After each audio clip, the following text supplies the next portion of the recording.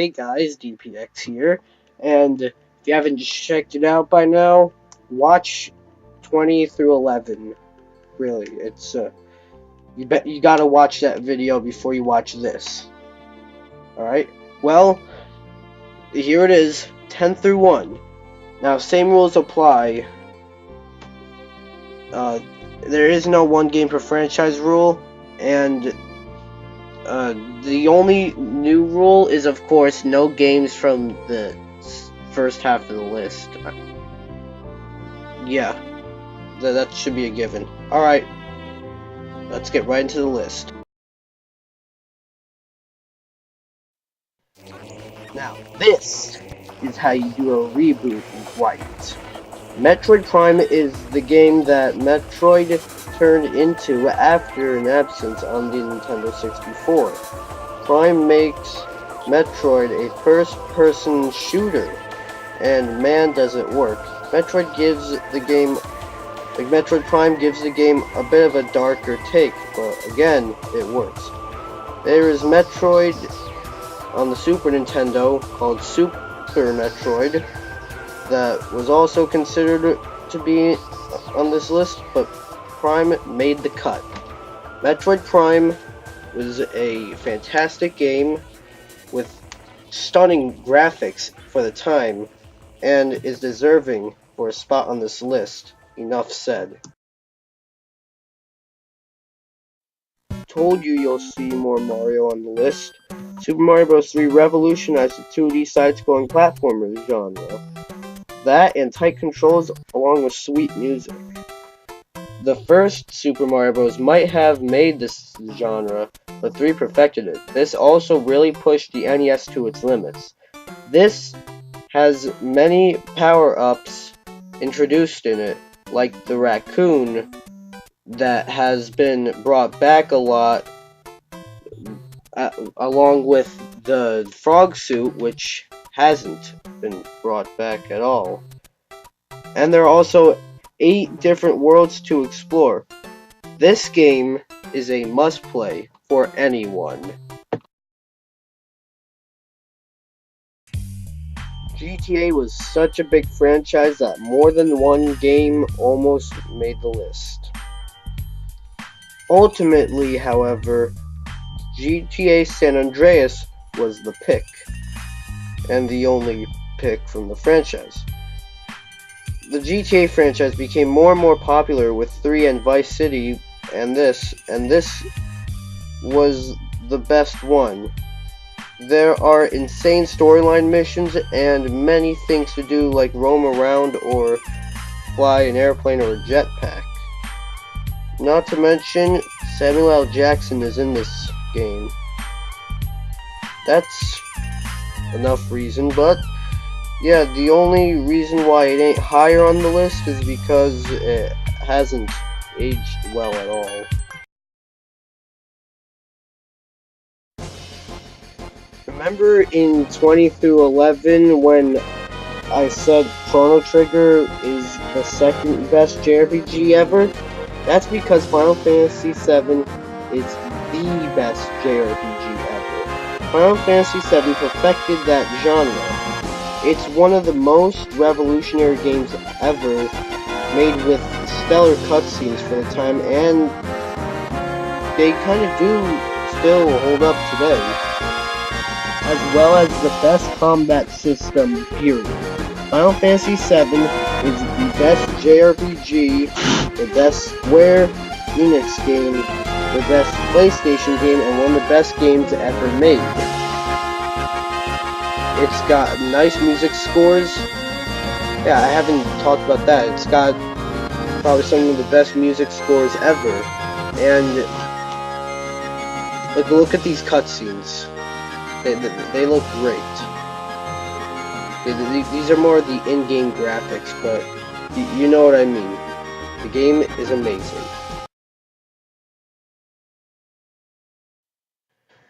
Mass Effect may be dead in the water now, but it had some great games. 2 is definitely the best. The best sci-fi game ever. You play as Commander Shepard, traveling across the galaxy with a various group of allies to lead a suicide mission against the Collectors. This is also the best third-person shooter, and it's got some really tight controls that have to do with third-person shooting, and it's got some sweet visuals, and of course, scores. Pretty much every single one of these games has sweet visuals, controls, and scores. Plus, the third-person shooting action focuses on squad teamwork, where you have to do it with your team. This is a masterpiece, hands down. Valve makes some great games, like Portal 2. Portal 2 is an amazing game with a great story and quiet protagonist, with the NPCs actually not being too bad. It has unique game mechanics with the portal gun, making it so that you can shoot a flat plane and go through it. It's a really unique game mechanic, and I'm not sure if others have used it, but they should. This game reinvented the puzzle genre, making it like a wider variety and having more options for gameplay. This has new features like a lengthier campaign and a new co-op mode that you can do it with a friend that really made this game fun. This has everything that can make a game good. Skyrim. Holy shit. Excuse me, but if there is one word to describe Skyrim, it'll be massive. This is the 5th installment in the Elder Scrolls franchise, which is possible you didn't even know, because you don't need to play the others to understand this. Skyrim has some of the best visuals on this list, really of all time. I don't know why I wrote on this list. And the voice acting as well is also done completely right. Its music stands out, get you lost and its overworld as well. There is a hell of a lot of fun to do in this game, and almost a decade later, and people are still playing it. We even got a VR and Switch version just last year, at least at the time of this recording. Also, did I say that this game is massive? Half-Life is one game that doesn't appeal to everyone. I really don't know why. I met a lot of people who just don't like Half-Life. But this on the list is Half-Life 2. Man, is this game really essential. This game is the best first-person shooter ever, made with tight first-person controls that are great. The campaign and story are great too. This game pushed the limits of, well, video games in general. This has a great designed world that sort of set a standard for the industry. I mean, really. As Gordon Freeman, you go up against creatures that transcend space and time, and you try to kill them. Also, how Portal 2 had the portal gun, Half-Life 2 had the gravity gun. Need I say more? All else I can say that ain't worthless is that it is perfection. Perfection. This game is pure perfection.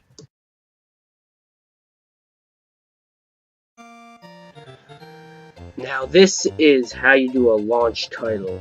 Super Mario World is the second best game of all time, hence why it's at number 2. This game added sweet new gameplay and power-ups like the feather, which had to do with the gameplay, and added stuff like the star coin, sort of. Not to mention it added Yoshi as well.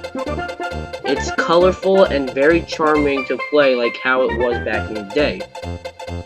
With many puzzles to solve and levels to complete, Super Mario World is a runner-up for the best game of all time and needs your play. This was the third Mario game on the list, and of course it's the best Mario game ever.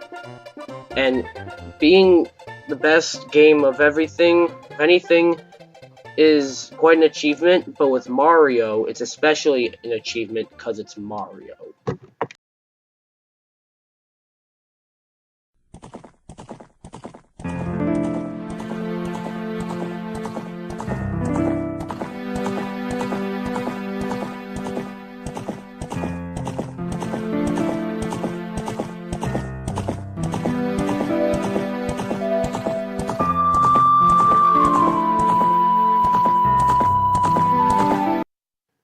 Was there really any doubt? Did any of you guys not expect Ocarina of Time to be at number 1? Do I really have to explain? Well, might as well. This game is so great, it's almost too good for words really, but the puzzle solving, the combat system, the everything, just about everything I said about the other 19 games on this list can be said about this game. Awesome and sweet gameplay, great music scores, complex combat system, and just being a blast to play. Legend of Zelda Ocarina of Time, with a few exclusions, is automatically my pick for the best game, objectively, my pick for the best game of all time. It really doesn't need more said about that than that. Well, that just wraps it all up for this video. This video was pretty time consuming. I mean, there definitely, well, I wouldn't really call this time consuming, and if you couldn't tell, this part I'm not really doing scripted. But yeah, that's it for this video. What did you think? If you were to objectively look at the best games of all time, critically acclaimed, would you agree with my list? Do you not agree with my list? Tell me in the comments below. And I'll see you guys in the next video. Goodbye!